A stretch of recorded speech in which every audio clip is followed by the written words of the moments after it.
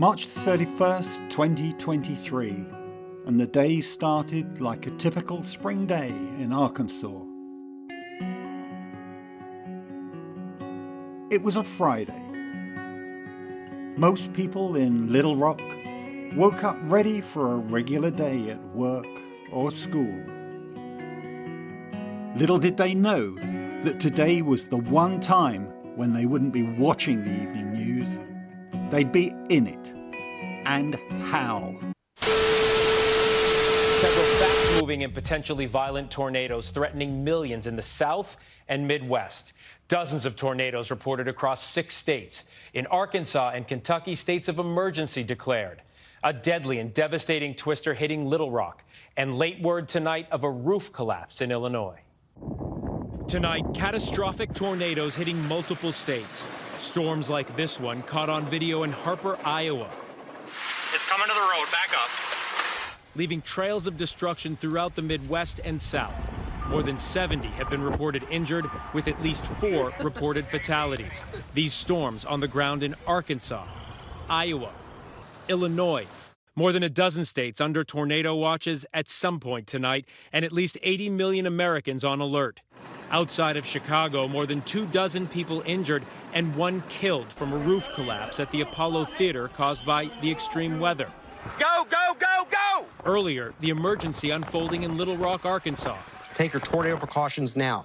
You're looking live right now, north of Little Rock. That is the lowering, and there's a tornado in there. This is not a drill. This is confirmed. It's gonna hit the radio tower. Go. Storm chasers tracking the massive, fast-moving twister as it heads into the north side of the city of 200,000 people. This neighborhood taking a direct hit, downing trees, shearing roofs, splintering homes, and tossing vehicles everywhere. I hear glass breaking, all of this kind of stuff.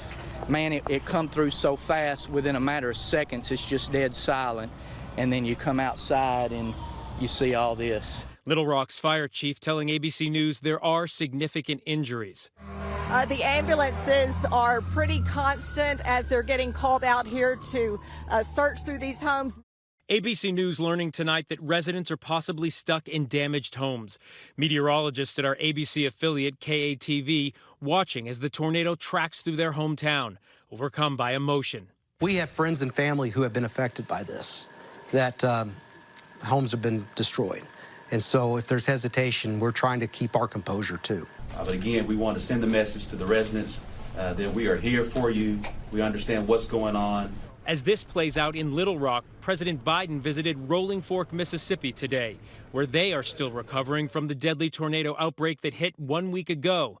The president warning of the coming danger. Some of these communities are again facing the threat of severe weather in just 1 week later. I want to urge everyone here to listen to local officials and be prepared to take shelter. Parts of the same area in Mississippi are at risk once again tonight. And a community that hasn't recovered yet, the western part of Kentucky, devastated by tornadoes more than a year ago, when a twister was on the ground for almost 3 hours and tore through more than 150 miles. That area under threat again. These storms leaving a trail of disaster and heartache. When the tornado sirens started, residents were urged to take cover. Whipping winds reached 164 miles per hour as a tornado touched down in West Little Rock and traveled more than 34 miles, leaving destruction in its wake. Approximately 50,000 people in central Arkansas lost power, and families would soon come home to houses that were in some cases unrecognizable. The scenes of devastation looked like something out of a movie, and in a way, they were. Much of what had been witnessed were predicted by Hollywood in a movie made some 30 years ago. Elusive, unpredictable, violent. It terrifies most scientists. But for a new breed, the challenge is saving lives. The research is deadly. The laboratory is nature itself. And potentially could be a storm that has a winds in excess.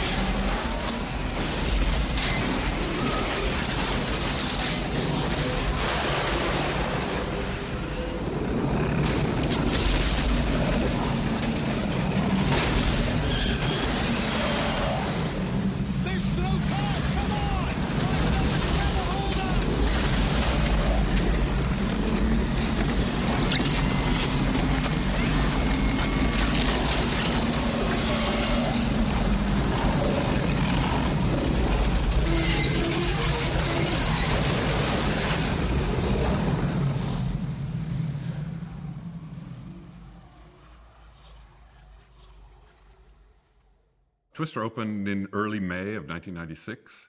In America, it was July in the UK, and was immediately a big hit. It won the box office. It actually did very, very well. It stayed at the top of the box office even with the release of Mission Impossible came just a couple weeks later, and then The Rock was just a couple weeks after that, and then Independence Day was the one that kind of took over as the top film of that year. But I think it remained the second highest grossing film of that year, and then over the course of its initial theatrical run, it grossed more than $500 million at the global box office. So it was a proper huge blockbuster. It never been a summer blockbuster released in early May before. So it was the first one that kind of moved the whole season back almost a month earlier. So it had a huge impact on the industry. It starred Helen Hunt and Bill Paxton, and then it had a bunch of other great stars in it, like Jamie Gertz and Cary Elwes, and even Todd Field, who went on to direct Tar just recently. He has a role in the film, and they were all very big stars at the time. Jan de Bont, the director, was just coming off of Speed, which was his massive breakout hit, and this was his follow-up, and it was even bigger. The plot of Twister is a bit ridiculous because it's just very simple. It's just a bunch of people who are meteorologists, amateurs, who are obsessed with tornadoes. And they just chase storms around, and they find this system of tornadoes that's attacking, because it's like a sentient tornado, attacking Oklahoma, and they're just chasing them around Oklahoma. But the plot of the movie is each one of them has some personal issue, very soap opera-like. It's completely absurd. The critics were not very nice to the film because the plot is really silly. But that's not why anybody went to see the film. Everybody went because it's a spectacle. Well, it was a film that kind of recaptured that idea of the whole disaster movie. The disaster movies were huge in the 70s, and then they kind of died out in the early 80s. And this, in the mid-90s, it kind of brought the disaster movie back into the cinema. And I think people love that because it's like the way you enjoy a horror film. You like disaster movies because it takes you really close to death, and it shows you all these people who are doing very dangerous things. Some of them don't survive, and usually it's the people you don't want to survive. They don't make it. And that's how this film is. The script is very formulaic. And, so you get to see the bad guy really get it in the end. And all the good guys, their endings are all exactly what you hope they're going to be. And, they survive against the odds. And it lets you experience this kind of survival instinct without actually being in danger. I think that's what the public loves about these kinds of movies. And this particular film was groundbreaking in special effects. So no one had ever seen a movie that was made on quite this level with these storms swirling around. You felt like you were in the tornadoes when you were in the cinema, and the sound was all around you, and they mixed it in very clever ways. They used animal roars and jet engine sounds and things to make it completely rattle your bones. So I think that's what people loved about it. I think the audience, when they're watching these films, they're feeling a bit of fear, but because they're safely in their seats, their cinema seats, it's more exhilarating. So it's more the excitement of kind of taking this ride through this very dangerous situation without actually being in danger. So it's a vicarious thrill, and it's fun. And in the original Twister, you also had all these soap opera plots. You had the estranged husband and wife and the fiance, kind of this love triangle, which was very silly, but you kind of got into it because they were kind of battling. And you had the villainous scientist who was trying to steal the idea, and that was really fun. And I think the audience really enjoys all of that kind of nonsense because it adds these layers of involvement in the story. There's also the whole thing that a tornado takes you back to something like The Wizard of Oz, where the tornado is the catalyst for that whole story. And watching a film like this, it's taking you back in film history. And of course, they nod to it in the original Twister with that cow in the, it's a deliberate nod. And I'm hoping they do some stuff like that in this new one. So what exactly is a twister? The definition of a tornado is that it's a rotating column of air that's attached to a cloud, usually a big, deep thundercloud, and it's a rotating column of air that extends from the base of the cloud right down to the ground. So if it's not actually touching the ground, we'd call it a funnel cloud. As soon as it touches the ground, it's a tornado. And the strict definition is that the wind speed of the rotating air has to be at least 65 miles an hour, but that's quite difficult to measure because it's very difficult to get something into a tornado to measure the speed. But the minimum wind speed is assumed to be about 65 miles an hour. A tornado and a twister, they're the same thing. Twister is really just a sort of colloquial term for tornadoes and used especially in America. But yeah, tornadoes, twisters, same thing. The formation of tornadoes is still very much up for research, and lots of work is being done at this very minute trying to understand better how they form. And some of the premise for the Twister movie is scientists trying to learn how tornadoes form. There's basic understanding that you need a very large thunderstorm type cloud.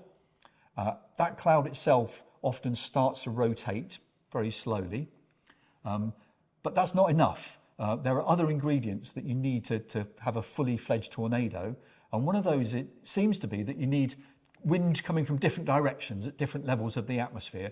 So if you can imagine the wind blowing from one direction at low levels and then maybe a kilometre above the ground blowing at a different level, that's going to sort of start a kind of tube of air rotating as the wind at different levels moves the air in different ways. And over a period of several hours, this tube of air will be sort of rotating horizontally, just very slowly and gently, rolling across the plains of America, say. And then when it comes into contact with a large thunderstorm, with lots of air rushing up into the thunderstorm, that tube of air sort of gets tipped up into the vertical. And sort of one end of it gets lifted up as the air is sucked into the base of the thunderstorm. That then combines a little bit with the rotation within the storm already, and kind of focuses down from a kind of larger scale down to a smaller scale. And in the same way that when a ballet dancer or an ice skater in particular, if an ice skater is doing a slow rotation, if they pull their arms in and stretch themselves up, they rotate faster. And that seems to be the case in tornadoes as well. The large scale rotation is getting focused down, and as it gets smaller and smaller in radius, it gets faster and faster in speed. And so this combination of wind shear, updrafts in a deep thunderstorm are the kind of two main ingredients that you need to form a tornado. The science behind the formation of tornadoes is still an area of much study, and it's still not really fully understood how they form. What we do know is that some pre-existing rotation of the air is present for some reason, and then something comes along, stretches that vorticity, as we call it, and narrows it and intensifies it, and then eventually it can become a tornado. So it's a bit like water spiraling down a plug hole. There's some inherent rotation in the sink because you just filled it up. You pull the plug out, gravity pulls the water down, that accelerates the water, stretches that vorticity, and sometimes you see what looks like a tornado in the plug hole. Okay, so I'm going to start the water in the tank rotating a little bit by swirling it around with this ruler, so that there's some slow rotation in the tank. The vortex will form much more quickly if we get it rotating a little bit. So that's a bit like the thundercloud already rotating before the tornado starts to form. So we have some slight rotation in the tank now. Now what I'm going to do is just open up a tap at the bottom of the tank, and that's going to lower the pressure in the tank, and it's a bit like taking the plug out of your bath. So what will happen as the pressure starts to lower and some water starts to flow out of the tank, you'll see that the surface of the water at the top of the tank starts to dip down a little bit. So open it up a little bit more.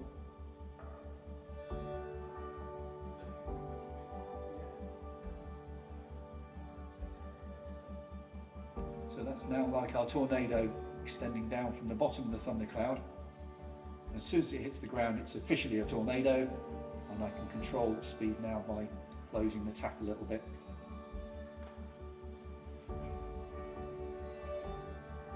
And now in the atmosphere, something similar is happening, but on a much larger scale.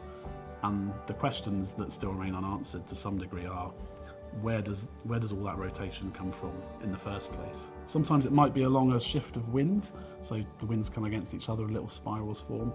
Other times in very powerful thunderstorms called supercells, it may be that the vorticity actually forms along the leading edge of the the rain or the hail, there's some colder air there, some warmer air, and perhaps gets pulled into, underneath the updraft of the storm.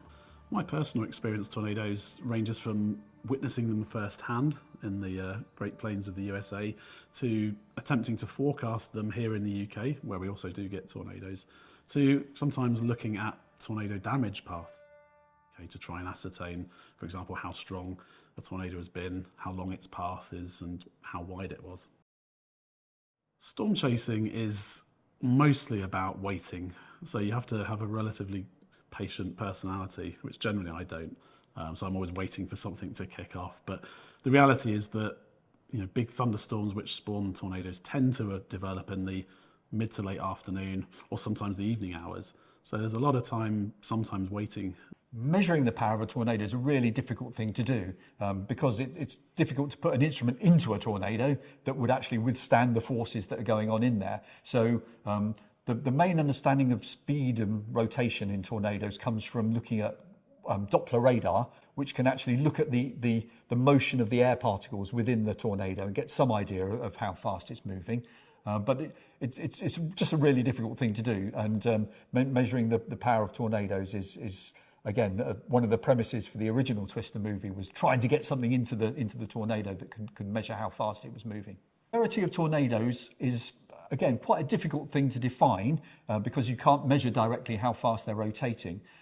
So severity tends to be measured on the damage that they do, and the most damaging tornadoes, as probably most people are aware, can wipe out entire streets of houses.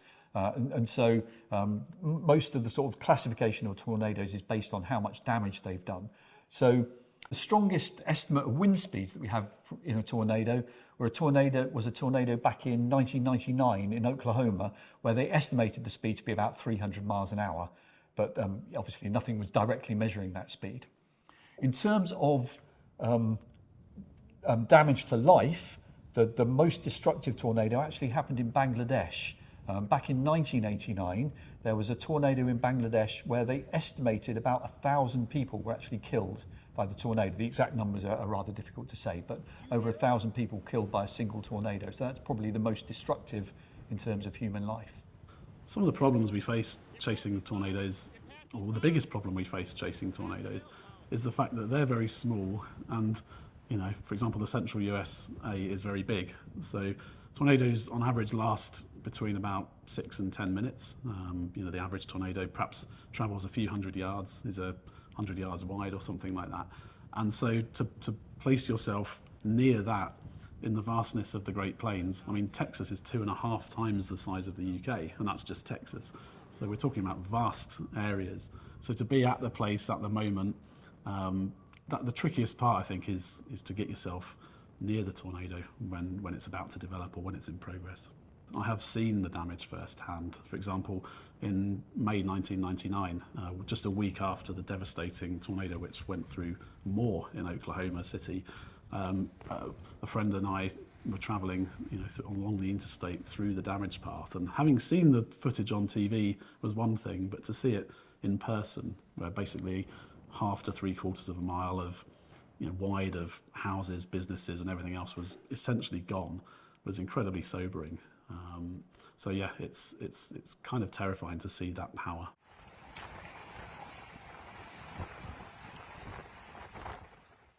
In the core of the kind of funnel of a tornado, there's a mixture of different things. There'll be some, it's air, obviously. There'll be lots of condensed water. The water vapor that's in the cloud condenses in the funnel because the pressure is so low. And then there's all the debris that the tornado itself sucks up and drives up into the funnel. So there'll be lots and lots of dust, lots of sort of small particles of soil. Now, we know that there have been more tornadoes in America since they started recording. So in 1950 was when they started recording tornado numbers. Between 1950 and 1990, there was quite a large increase in tornado numbers. But that might be partly because there was been better reporting, better observing with better radar systems. And since the 1990s, there hasn't been any significant change to tornado numbers. A lot of that increase was also in quite small tornadoes. One thing that does appear to be happening, perhaps in the United States at least, is that maybe they're having some more tornadoes over towards the east of the United States. The main area that gets tornadoes is right through the middle of the US, up through Oklahoma and into the plains in the Midwest. They may be having more tornadoes further east, but again, it's difficult to say statistically that that's a definite trend. Trained people will go out and assess the damage, what's happened to buildings, trees, other structures, cars, anything that happens to be in the path, and look at against various damage indicators and estimates of what wind speed might cause that, and then eventually give it a rating. And the ratings tend to be the maximum that was spotted along the path. So you can sometimes see a high rating, but actually there might only be 1 or 2 incidences of that power. That value, if you like, and the rest was rather low. So that's one way. You can also study the wind speeds within tornadoes, or the wind velocity, by using mobile radar. So you stick a radar dish on the back of a truck and essentially drive it up to a tornado as close as possible, while still staying safe, and then scan it and then try and see what the structure is happening. And some of the highest ever wind speeds recorded were done like that, I think around about 320 miles an hour. In the 1999 tornado. That's been suggested. Whether that's the actual value, it's perhaps a range, but those kind of values were indicated in that tornado back in 1999 in Oklahoma. It may seem that such a violent force of nature as a tornado, is going to go on forever. One moment it's extremely wide and powerful, but then suddenly, within a couple of minutes, it just dissipates and vanishes. And what appears to happen is that thunderstorms and tornadoes are powered by relatively warm and moist air. So that is what the fuel is for the thunderstorm and for the tornado. And at some point, the colder air associated with rain or hail or other precipitation can essentially spread around where the tornado is and cut off that inflow of energy, really, the fuel. So in most cases, that's what appears to happen, that the colder air spreads around the tornado and causes it to vanish. My personal experience of tornadoes is I've been chasing storms for 20 years now, and I have seen 280, which includes 2 EF5 and about 20 EF4s, which are in the extreme category. A lot of them are kind of the EF0, EF1s, but every single one of them is different, that's what makes it appealing. That's the really good thing. Because of the job that I do, I'm taking people out that have never seen extreme weather before. But when you see a supercell thunderstorm that spawns tornadoes, it's a whole different level. And to see their faces and how different people react. So some people will sit there with their mouths open, they won't be able to speak. Other people will be screaming, get closer, get closer. Other people will be, oh, I think we're a little bit too close. But everybody's different, but for me, it's seeing everybody's different reactions, which is the amazing thing.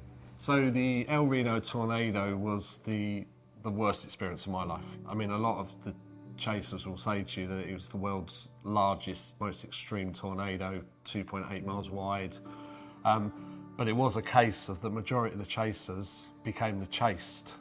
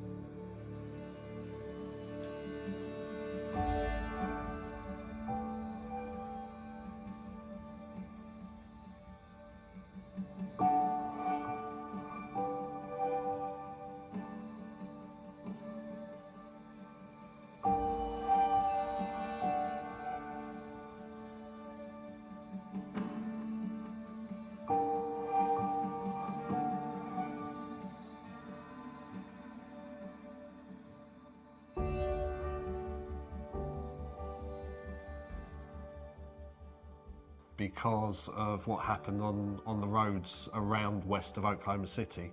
A lot of the media told people to get in their cars and to flee and to get out of the way. Everybody took to the roads and every single road was clogged. So You know, the tornado, if it had moved straight south, it would have took out and killed a lot more chasers than if it did what it did. And what all large violent tornadoes do, they occlude to the north. I think it was 13 people lost their lives in that, which was made up of 9 storm chasers. But that day, although we chased it as well as we could, was the most horrendous day's chasing I've ever had out there. And I'd never want to replicate that.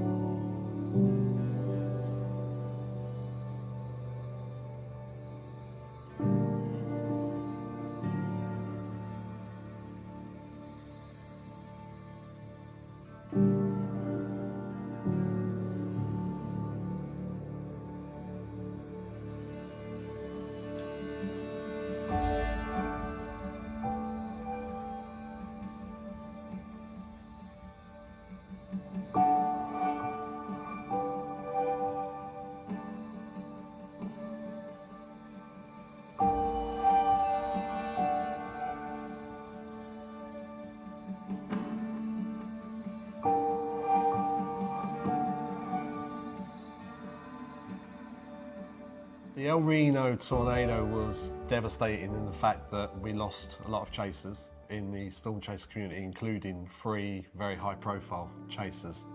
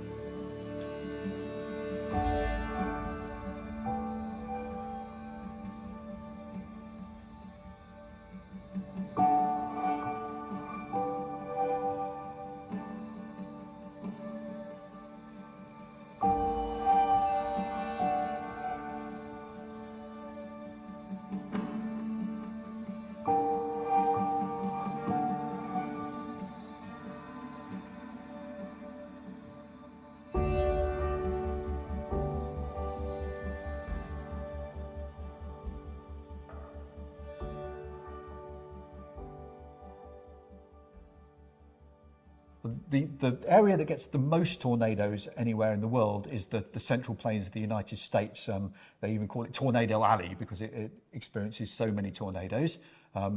Almost everywhere in the United States could get a tornado at some time, and also up into Canada. But other parts of the world experience tornadoes as well. Europe gets quite a few, particularly further east into Europe. Northern India and spreading across into Bangladesh is another sort of major area for tornadoes. So the sort of northern plains of India, the Ganges Delta experiences quite a few tornadoes as well.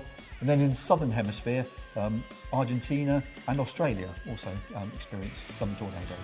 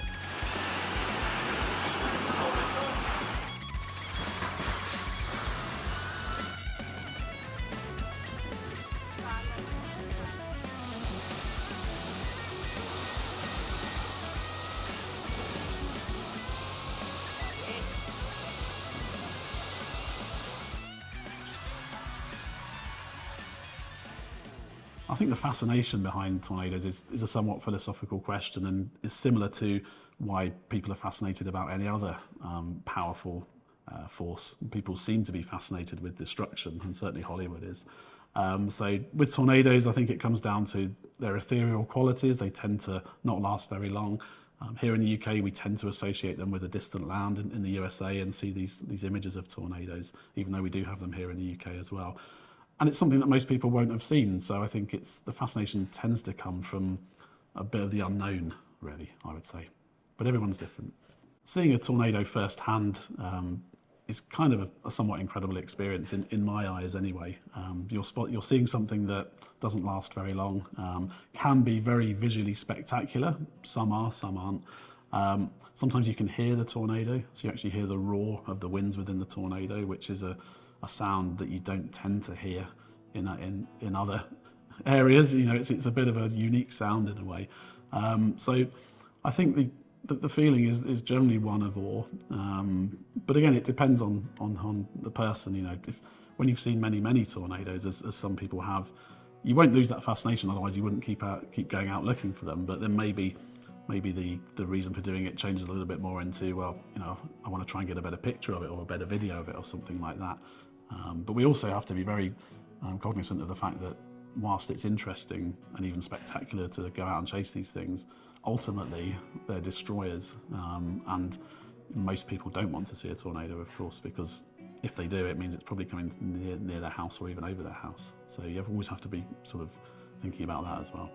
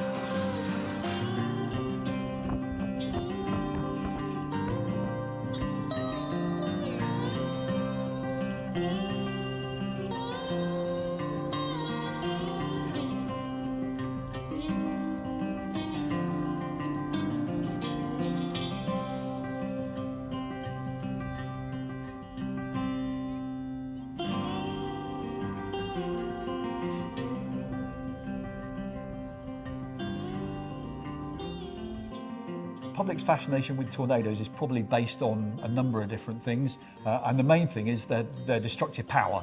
Clearly they're incredibly powerful and potentially very destructive, so that makes them very interesting. And visually, they're really exciting as well. If you've ever sort of seen a tornado close to, the excitement must be amazing.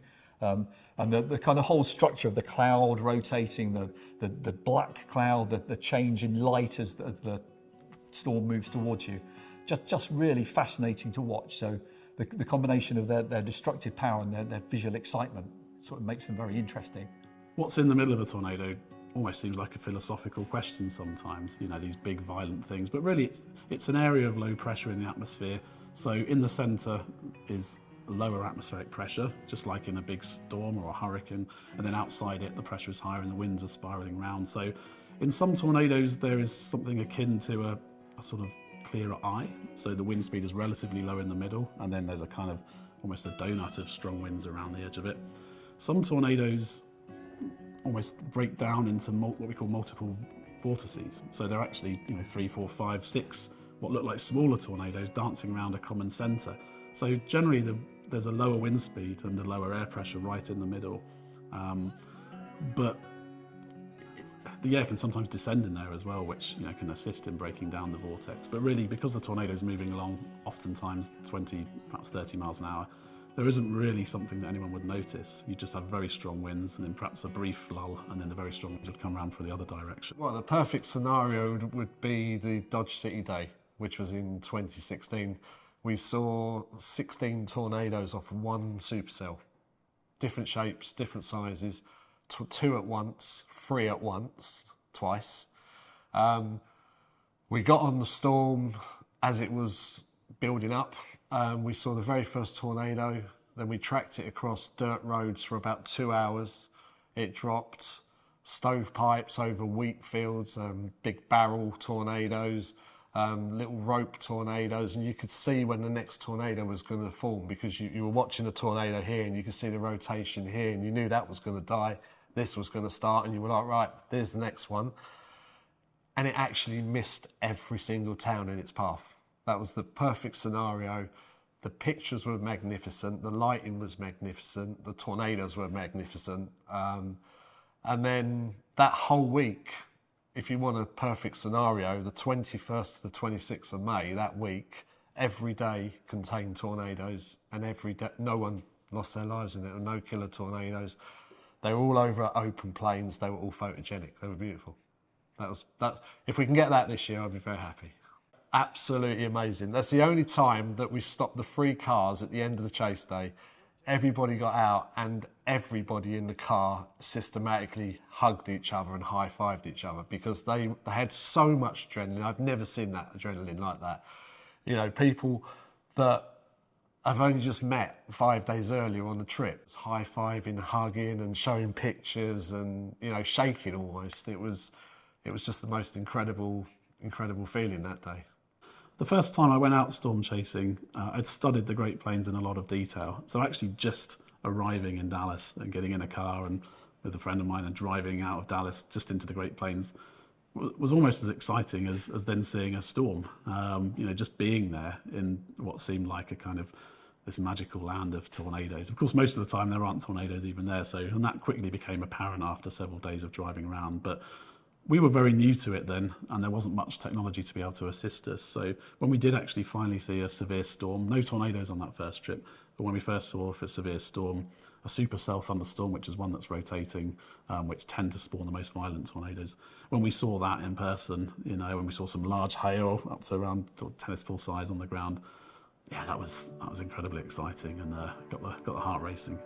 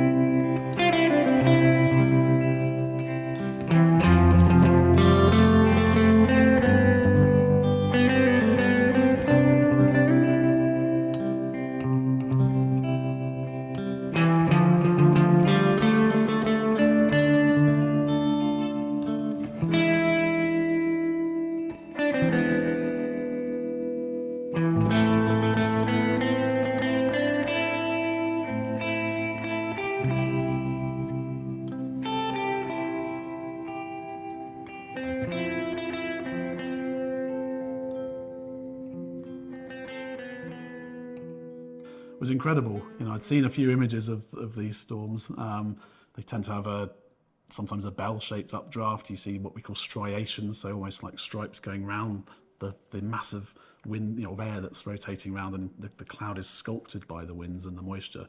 So seeing that for the first time and actually realizing that I was witnessing a supercell, you know, that was incredible. And ultimately, my enjoyment comes from seeing visually spectacular weather. So a supercell is kind of what we go out there to see. And if there happens to be a tornado, fantastic. But for me personally, that isn't the sole reason to go there. Obviously, the chance of seeing a tornado is why we go out there. But to witness a supercell with, you know, this incredible structure, and sometimes at sunset, the lighting that you get, you know, some incredible oranges, blues, aquamarines, you know, all these colours are visually spectacular. So for me, it's all about how it looks as well as the experience itself. The movie Twister in 1996 gave storm chasing a terrific boost. Yeah, Hollywood, I think, probably likes tornadoes because they are destructive. They're visually very exciting, so in terms of cinematography and special effects, they're a really exciting thing to work with. I think generally it's kind of hard to almost exaggerate the excitement of a tornado because they are so exciting anyway. So I don't think their treatment of tornadoes is probably over the top because they're naturally exciting things anyway. They probably focus on the powerful ones, obviously. They're the exciting and interesting and destructive ones. But yeah, I think Hollywood's treatment of tornadoes is probably reasonably good. And you can understand why they want to look at tornadoes. I mean, a film about sort of extreme drizzle or something like that probably wouldn't be quite so exciting as a film about extreme tornadoes. So the best records for tornado numbers are kept in the United States, and that's the most sort of comprehensive data set we've got. Somewhere around about sort of 2,000 tornadoes per year would be a fairly normal year. But bear in mind that the vast majority of those tornadoes won't be the really big destructive ones. So the big numbers are made up by fairly small tornadoes that have almost no effect.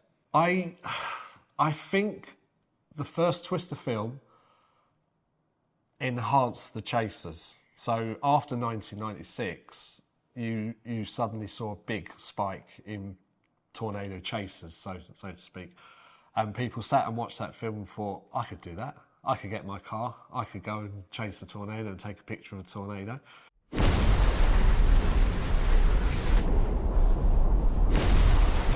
Guys, whatever's in there, it's big and it's moving fast. Drive. Go, go, go! The fact that another film in the Twister franchise is coming out is perhaps not a surprise because the original film is a classic. Now, as a meteorologist, most of it, and a storm chaser, most of it is pure hokum. You know, it's nothing like what goes on, really, or at least most of it isn't. But on the other hand, it's a fantastic movie. You know, it's a great action movie. It's exciting, it's got a great soundtrack, it's got great actors. So, you know, it really is, it's a great film. So I'm not totally surprised that perhaps they want to dig into the, you know, a bit of the memories of that film, because those of us of a certain age who watch that perhaps think, you know, well, that was in the 90s, and, you know, a lot of stuff is coming back from around that era now, so it's not totally surprising. I think the studios are just kind of raiding their back catalogs and looking for films that they can follow up.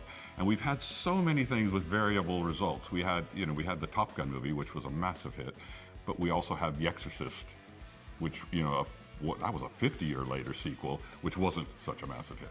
So I think if they strike gold, it's really valuable. This film is kind of it's a sequel, but it's also a standalone. I don't think there's any characters returning, but there is some connection to the original film, plot-wise. but they're not saying. They refuse to say anything. It's all top secret.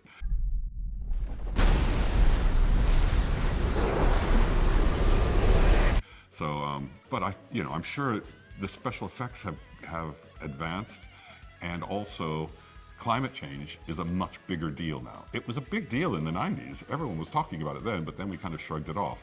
Now we can't shrug it off because we have these giant storms hitting us in real life all the time. One after another, these weird storm systems that we can't even identify.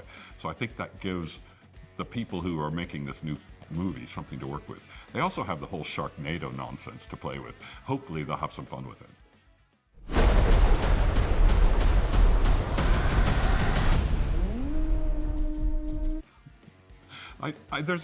There's not a lot to take away from this film. It's the kind of sigh of relief when it's over, you've survived. It's kind of the fun of watching man fighting against nature. Humans are never going to win that fight, but it's kind of fun to imagine that maybe they will. They'll at least survive against the worst that nature has to throw at them. So that's quite enjoyable to watch. But there's not like a deep-seated message in these films. Maybe it will raise a bit of awareness of climate change. It'll help people see that, or it'll remind them that this is actually really happening. But it'll be interesting to see what happens in this new film, because it's directed by Lee Isaac Chung, who made Minari. He's a really thoughtful filmmaker. So I have a feeling it's going to be a little bit more interesting than we expect. Well, Steven Spielberg knows how to play with an audience. So he knows that, a shark or a tornado or a disembodied, truck or whatever the villain is, because really the tornadoes, the weather is the villain in this film. He knows that the audience will get into that because we can identify with it, and we can feel fear, and we can get excited by it. So he's just really good at playing with the audience expectations and keeping us on the edge of our seats. And I don't know how much involvement he has in these films, but he's producing them, so he knows the value of this kind of filmmaking, and he loves to play with the audience.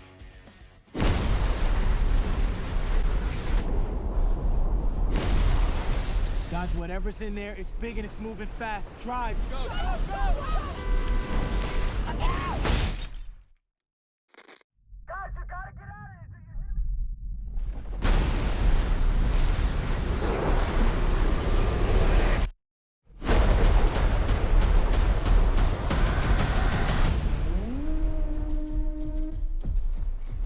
It's Tyler Owens. Calls himself the Tornado Wrangler. If you feel it, chase it! I said if you feel it, chase it! All right, here we go.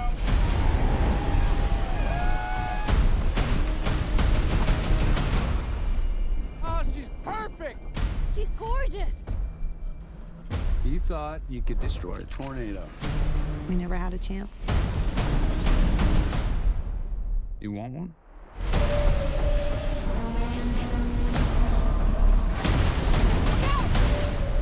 You don't face your fears.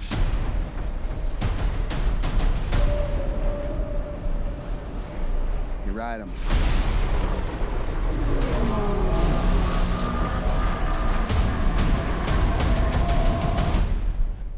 We got twins! Twins!